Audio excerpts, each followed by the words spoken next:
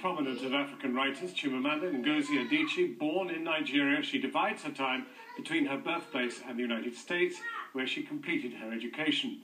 An award-winning novelist, a playwright and a poet, her stock is set to rise further with the release of the Hollywood treatment of her Orange Prize-winning novel, Half of a Yellow Sun. It stars Tandy Newton and is set in the Nigerian Biafran War of the late 1960s. Stop it. Nothing will happen to you. I know nothing will happen to me. I just really want you to marry me. We should marry. No longer makes sense. Never made sense. We'll have to take wine to my father then. Is that a yes? Yes. It is a yes. Chimamanda's latest novel, Americana, mirrors some of the experiences and divisions of her own life. It's a tangled love story set in two countries that immerses itself in race, immigration and the power of hair. I asked her first, though, why she made so much of the complex relationship between two of the most central characters. Because that's what happens in life, isn't it? I mean, I think, we love, well, I don't know about other people, but I think that human beings have the ability to love different people in different ways, and sometimes even at the same time. So Ifemelo has a different kind of love for Obinze, right? But then she goes to the US and life goes on and you meet people and she finds a different kind of love.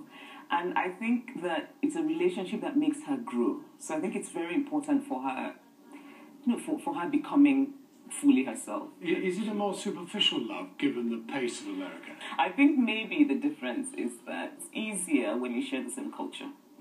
Because then when you don't... But it's more intoxicating when you don't. There's a heightened sense when you don't. Because now there's the layer of sort of... It's not... mystery. Yeah. The exotic, the unknown, the sort of learning about something entirely new because you love somebody else. And I think she has that with her American boyfriend. But if you can stage these love affairs in these two such different worlds, why is immigration such a problem? Why is the experience of race so testing when it's possible, as you describe in your book? I think that the way that America is set up makes it really difficult for people of different races, particularly white people and black people, to connect. That there's such a segregation, and not just in the way people live, but in the way people think about race. So I think that's why. But you find that when people... But it's a very multicultural society in Lagos too, for example, or in Nigeria. But it's a different thing, though. It's a different thing. And this is why when I talk about race, what I mean, maybe we should change the terminology and talk about skin color. Because by race, I don't mean ethnicity. I thought we wanted to stop talking about skin color. No, we can't stop talking. I mean, this is the other thing I think this book is about. The idea that there's no such thing as color blindness. I think it's just a... I think that to insist on color blindness is somehow to refuse to engage. Because, skin color really affects the way people experience the world. And we can't deny that, right? But I think when I say that, what I mean is that sometimes people conflate race and ethnicity. So in Nigeria is very diverse, but not racially diverse. I mean, not skin color diverse. We're ethnically diverse. And that has its own challenges. But in some ways, it's quite different from race. I can't avoid the obsession with hair, partly because I share it. I mean, my mother didn't have any hair. She suffered from alopecia totalis, which means you have none at all. And you are obsessed with hair. Straight hair, box braids, cornrows, dreadlocks, afros, twists, raucous curls, kinky coils and TWAs, teeny-weeny afros. Where is all the... Well, I can see that you have a very interesting construct there. Where does it come from? I don't know. Wait, but did your mother wear... So she wore a wig? Yeah. Did she wear different wigs, or did she sort of wear the same wig and did she... She had several wigs and they would have to go away to be reconfigured from time to time and come back. In brown boxes, which we were never told what was inside. Oh, right. Yeah. So people didn't know that it wasn't her hair? No. That's interesting. But that is your hair. Well, part of it may not be. I see you know a bit about black hair. The tips are not. The tips are, it's what's called Afro-kinky hair. That's Afro-kinky? Yeah. But it's very interesting that so many elements of you are woven into this book. Yes. And hair is absolutely one inescapable factor, isn't it? Yes. And are you somehow a lesser woman if you don't go for this kinky... Of course not. Of course not.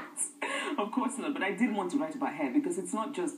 I mean, it's hair, and I'm interested in hair on just a sort of very hair level, but also just... Is hair a conversation? It's a political thing. Is it? It is. A statement? Black women's hair is political. Are you making a statement?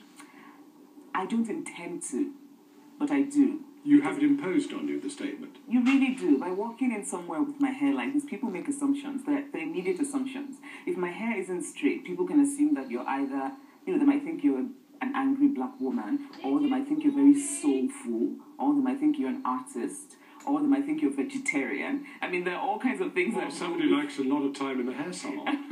That too. Well, but no, the straight hair requires a lot of time as well.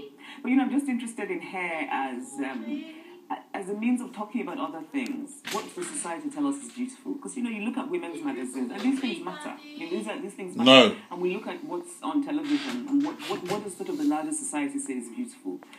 It's straight hair. And so you have young girls who are growing up with that in their heads.